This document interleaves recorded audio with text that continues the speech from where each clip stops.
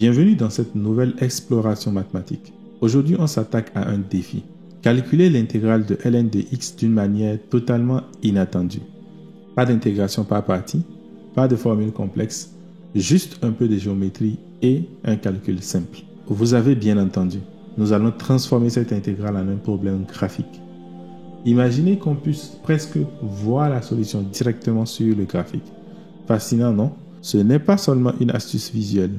En observant la courbe de ln de x, on va découvrir ensemble un moyen intuitif de calculer cette intégrale. Accrochez-vous, car ce que nous allons découvrir dans cette vidéo révèle une connexion simple mais puissante entre les mathématiques visuelles et analytiques. Si je suppose par exemple que j'ai une valeur x ici, donc la valeur qui va correspondre à cela sera logarithme népérien de x.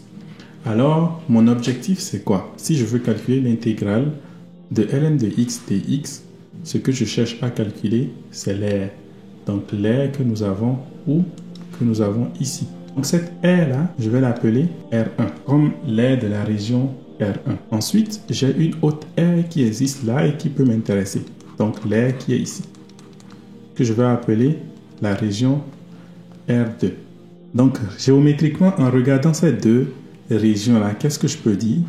Je peux déjà dire que si je m'intéresse à calculer l'aire de la région R1 plus l'aire de la région R2, ceci serait égal à l'aire du rectangle qui est là. Et comment est-ce que je peux calculer l'aire du rectangle? Je vais simplement prendre la longueur du rectangle que je vais multiplier par sa largeur. Donc la longueur du rectangle ici, c'est x. Et la largeur, c'est quoi?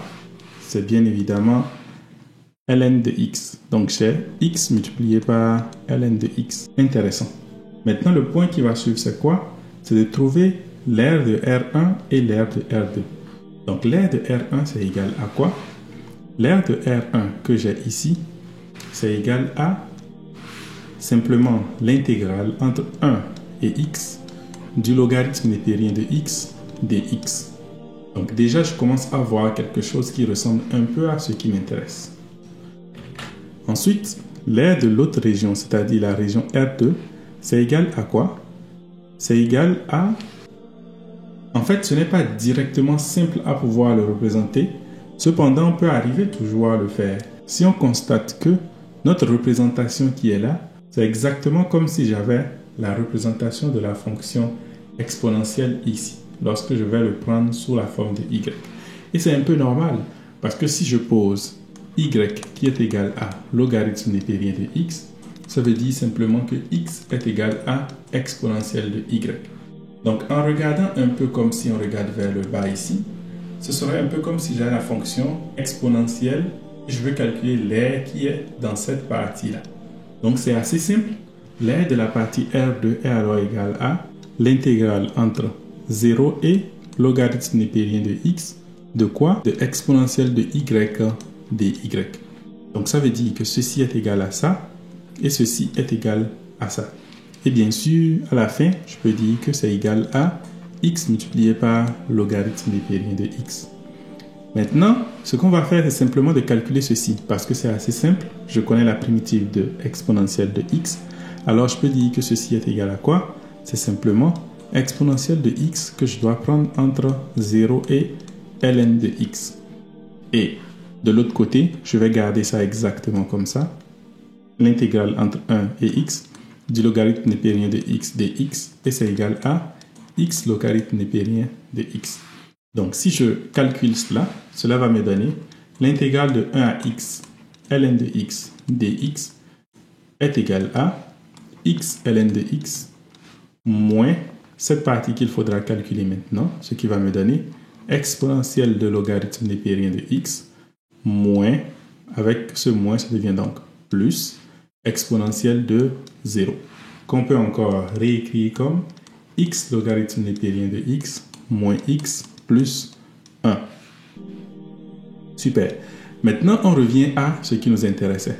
Il faut savoir qu'à l'origine, on cherchait à calculer l'intégrale de ln de x dx, qui est une intégrale indéfinie.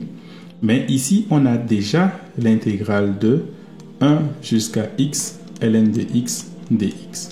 Donc si je suppose que ceci c'est une certaine fonction grand f de x qui s'annule en 1 puisque grand f de 1 est égal à 0, alors qu'est-ce que je peux remarquer? Je peux remarquer que ça que je veux calculer en fait, c'est égal à grand f de x, mais sans préciser en quel point est-ce que ça s'annule.